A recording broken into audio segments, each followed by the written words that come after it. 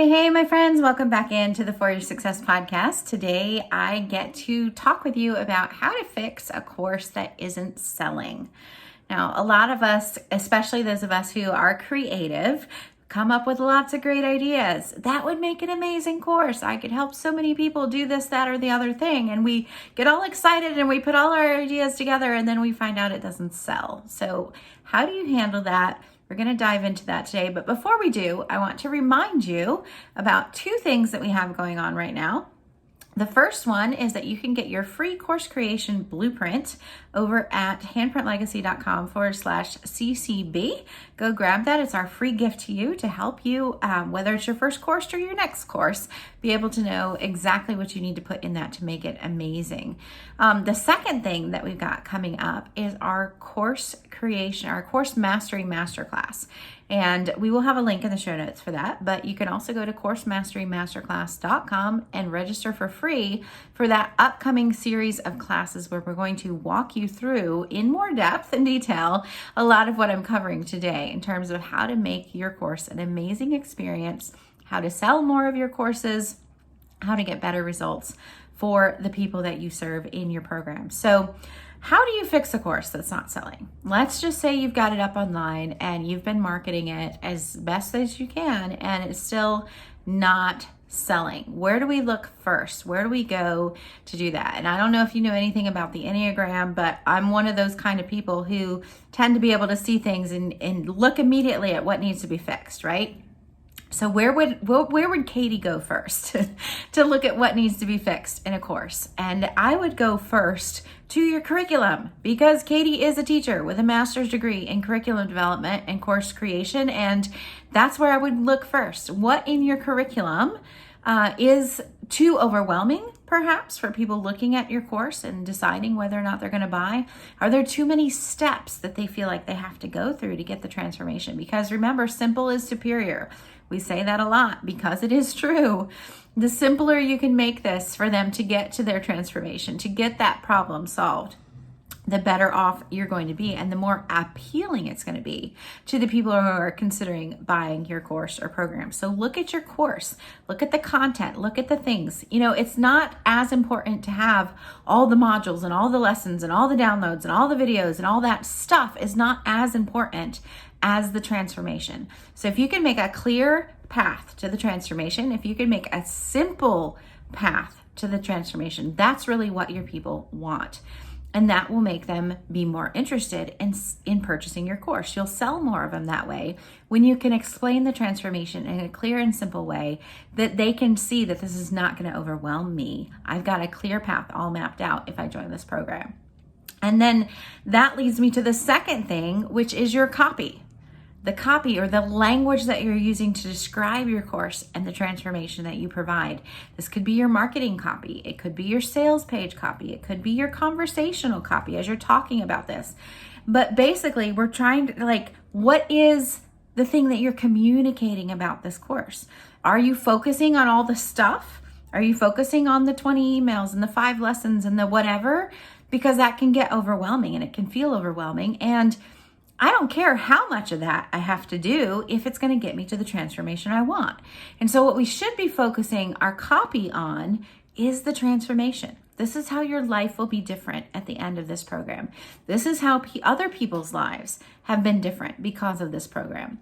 This is what's happened when other people have put this same material into practice and how their lives, their businesses, their families, their mental state has changed, whatever it is that your course is dealing with, right? And so focus on the curriculum first, and second, focus on the copy to fix a program that isn't selling. And now that copy also needs to inspire them. It needs to give them hope.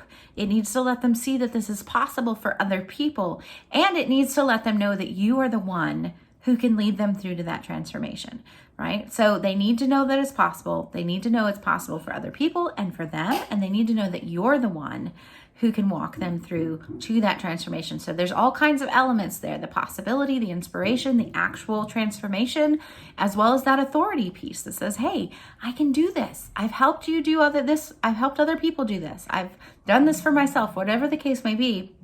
Bringing that authority piece in so that you're communicating that in the copy that you're using as you're marketing this course to your people. Another thing you can pull into copy is testimonials. What have other people said that you've helped?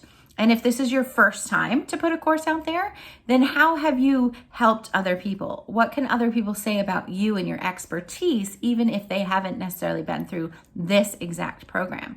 So how can they vouch for your experience or your expertise or your ability?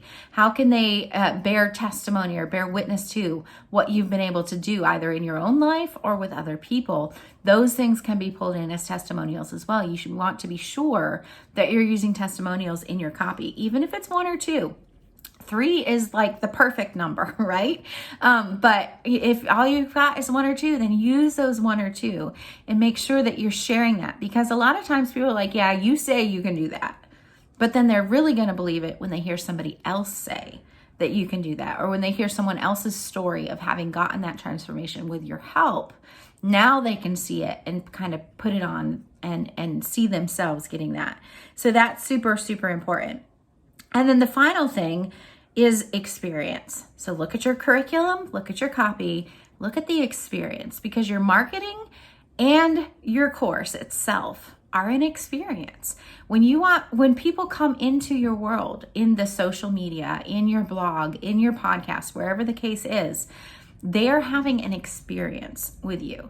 There are feelings involved. There is content involved, communication involved. This is an experience.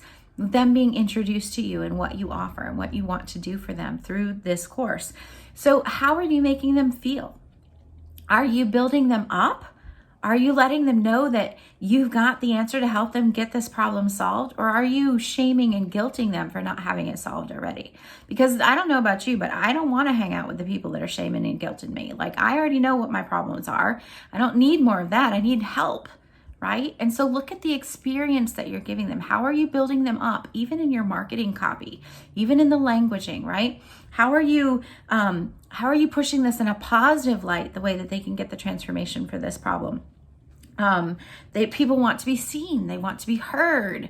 They want to be appreciated, right? Not knocked down when they already know they have a problem. That's why they're looking for a course. They know they have a problem, right? And your course is the answer. Let's present that course in a positive light and make them feel welcomed, make them feel appreciated, make them feel safe even. And that's the number one thing in your course, is that as a professional educator, we know that students don't learn when they don't feel safe. There's actually something physiological in the brain that happens when people feel unsafe that keeps them from learning or learning at maximum capacity. And so when your people come into your world and come into your program, you want to be sure that they know they are safe, that this is a safe place, that there is no dumb questions here. We all learn the same way. We're here to help you, not to hurt you or to criticize the things that you don't know. We want to get you to that transformation. And that experience of having someone who really cares about me, not just about the money I paid them, is super important.